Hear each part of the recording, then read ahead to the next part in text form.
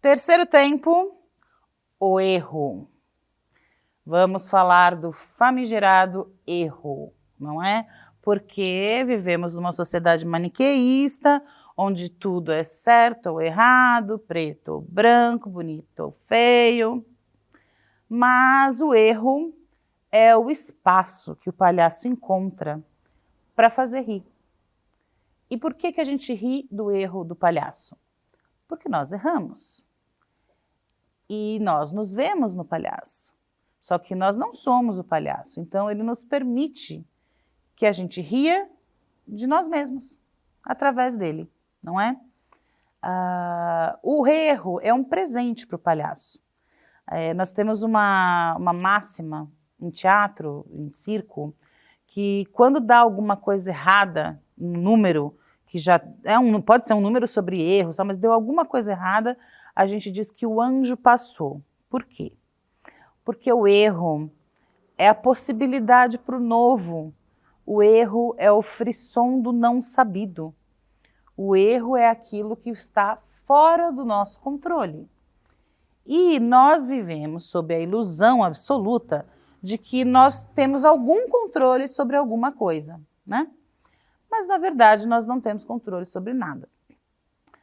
O que acontece? Numa sala de aula, num ambiente de aprendizado, a hierarquia superior, que é o mentor, o educador, o professor, ele se coloca num lugar de que ele não pode errar, que ele não pode estar errado, né? E que ele é o juiz do erro. É ele quem aponta o erro, mas ele nunca está errado. E isso vai criando uma casca de distanciamento entre você e o aluno, porque o aluno nunca te vê vulnerável, né? E a vulnerabilidade, como eu falei no outro vídeo, não é fraqueza, ela é permeabilidade.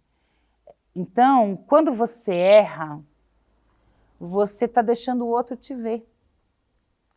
Principalmente se esse outro está nessa hierarquia inferior a você. Ele vai olhar e vai falar, nossa, se até o professor erra, tudo bem eu errar, né? Porque nós sabemos, adultos, que a gente erra para aprender. Nós só aprendemos alguma coisa se a gente passa por uma sequência de erro.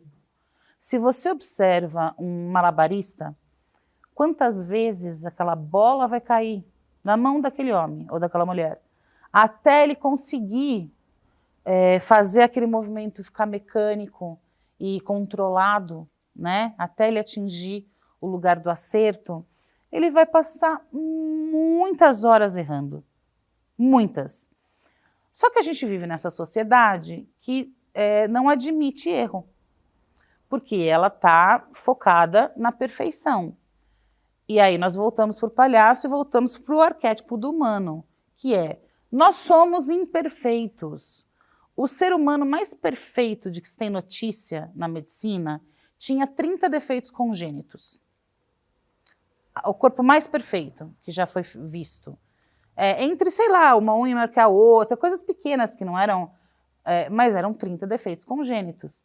Ou seja, nem a perfeição vem sem imperfeição. E a gente foge da imperfeição e do erro, a gente foge com muito medo disso, né? A gente não quer experimentar o lugar do erro. A gente não quer passar vergonha. A gente tem medo que achem a gente burro, que achem a gente desastrado, que achem a gente o que for, né?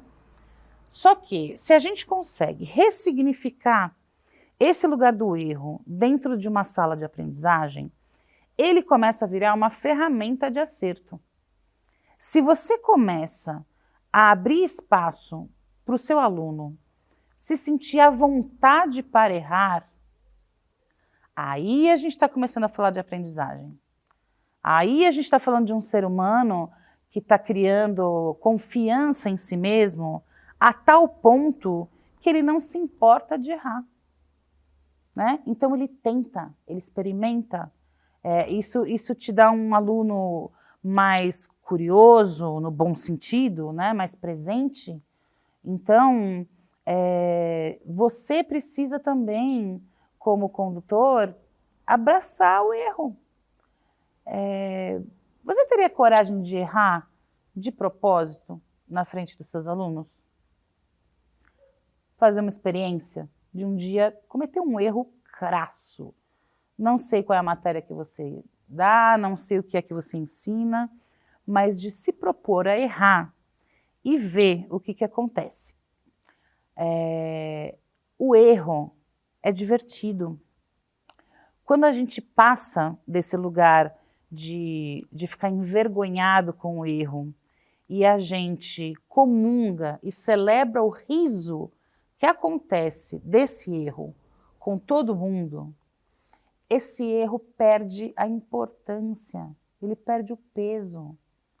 Ele não é mais um fantasma que vai ficar uma semana na sua cabeça quando você dormir e fala, eu errei aquilo, eu errei aquilo. Errei, passou, acabou o dia, vou, amanhã tem mais, né? Por que a gente perdeu essa habilidade? Por que a gente tem tanto medo de ser julgado? Por tão pouco, na verdade, não é? Porque a gente está falando de um erro que vai tirar a terra da rota e matar todo mundo. Não, a gente está falando de um erro de português ou de deixar cair alguma coisa. A gente tem medo dessa vulnerabilidade cotidiana, né? Que é uma bobagem, é um medo bobagem. E eu digo que se você erra, o seu aluno se sente empoderado, porque ele vai falar, poxa vida, a professora também erra, o professor também faz coisa errada, né? Então, quer dizer, eu não sou tão torto assim, ou somos todos, não é? Então, quando que eu falei lá no começo do libertador, né? Do sim libertador, da aceitação libertadora.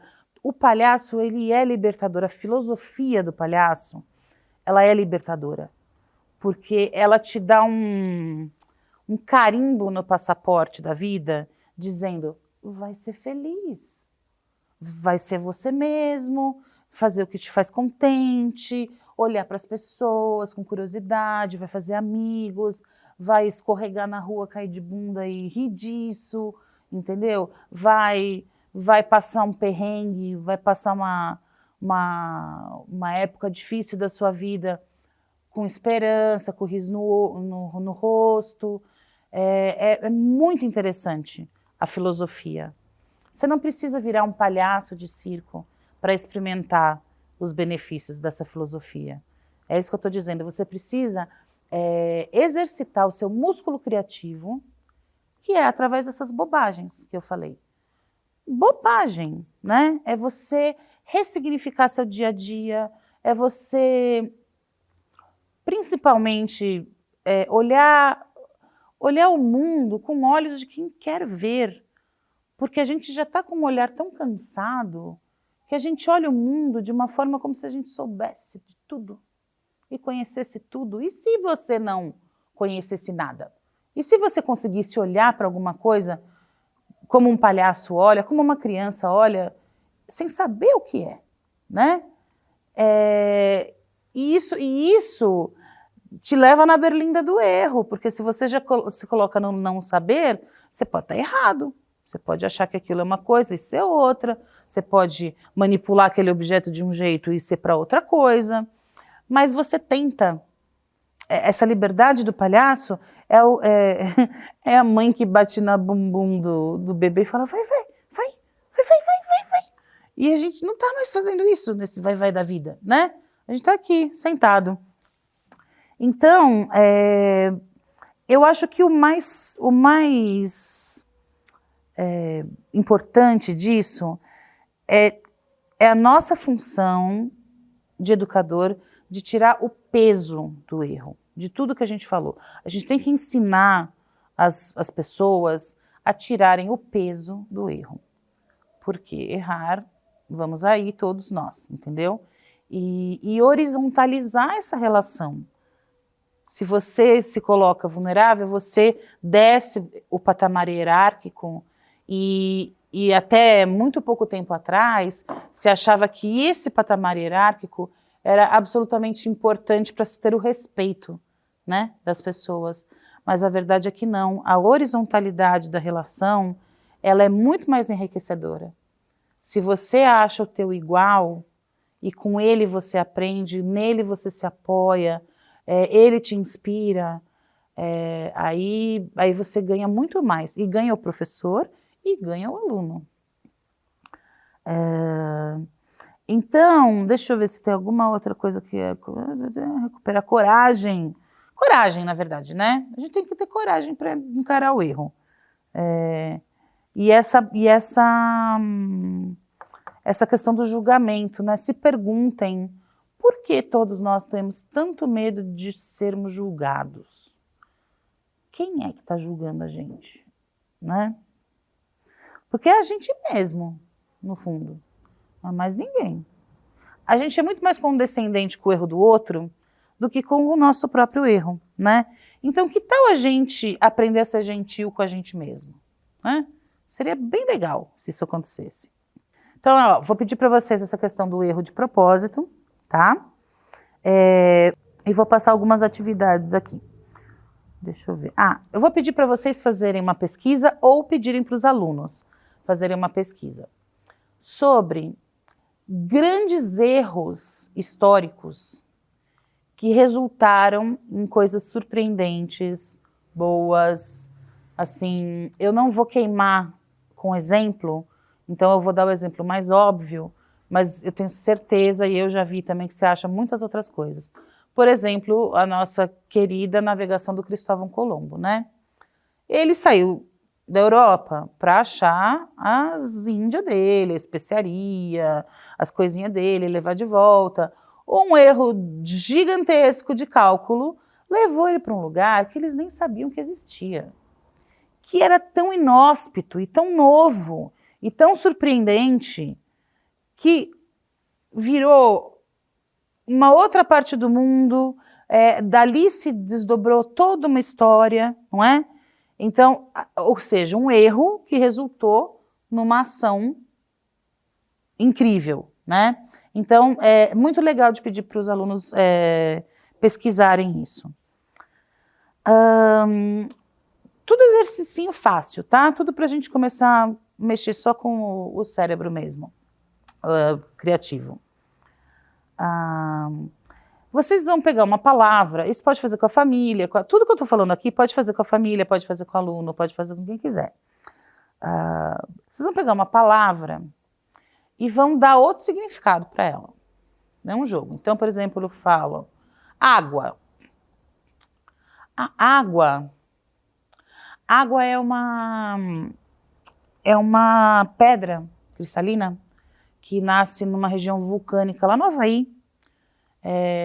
Na verdade, o nome original dessa pedra é Aoa, que era eles acharam no vulcão que era relacionado ao deus Aoa, né? E aí, com o tempo, na narrativa, virou Aoa virou água, essa pedra. Tudo uma grande bobagem, né? Mas é fazer o exercício de se saber errado e se divertir errado. Tá? É bem gostoso de fazer esse. Aí, esse talvez nem todo mundo queira fazer, mas é muito legal. A gente vai criar o super anti-herói. Você vai pensar no seu pior defeito, coisa que você acha mais inconveniente a seu respeito, e vai pegar essa característica e vai criar um super-herói que o superpoder dele é essa característica. Então, sei lá, eu sou chato. Então ele é o super chato! Ele entra na sala de televisão e ele tira o controle remoto da mão de quem estiver vendo. Ele joga a almofada na minha mãe enquanto ela está fazendo sopa. Ele faz não sei o quê. Cria um mundo do super chato, como o super chato age. Ou seja, você dá luz para uma coisa que você julga errada, e você se diverte com ela. Pode fazer com as crianças também, enfim. Legal passar vergonha também, se tiver algum lugar que você consiga passar uma vergonha, é bom. Passar vergonha de vez em quando dá uma humildade na gente. Outra que é muito fácil, que é a disfuncionalização dos objetos. A gente faz muito em teatro, improviso, palhaço, tudo. Mas é um ótimo exercício para o cérebro, né? Que é você olhar para um objeto e não usar esse objeto com a função que ele tem, né? Eu não me preparei, não trouxe nenhum aqui. Então, vamos de caneta mesmo. Então, eu olho para a caneta serve para escrever, mas ela pode servir para outra coisa. O que ela pode servir?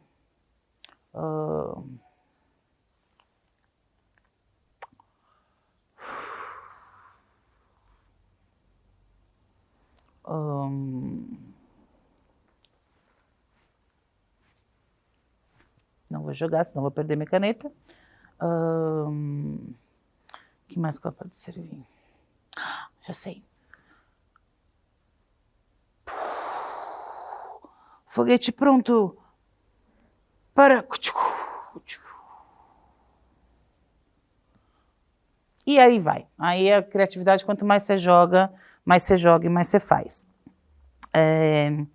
E um exercício muito específico para você fazer uma versão em casa e uma versão com seus alunos.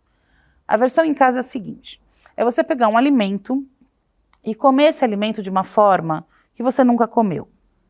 Sei lá, uma uva de garfo e faca, passar a melancia na peneira, sei lá. Comer um alimento de um jeito que você... E não ter medo de lambança. Põe um plástico na mesa e faz uma brincadeira ali. Com os alunos, pede para todo mundo levar uma maçã. Uma maçã simples. E aí você pede a mesma coisa, para eles comerem essa maçã de uma maneira como eles nunca comeram antes. Muitos não vão conseguir sair do lugar comum, mas sempre, sempre batata da turma, 2 ou 3 vão te dar coisas surpreendentes, assim, resultados surpreendentes para você observar, tá bom? Então, olha só, erro também se aprende. Então, por favor, aprendam a errar antes que seja tarde demais, tá bom? Muito obrigada.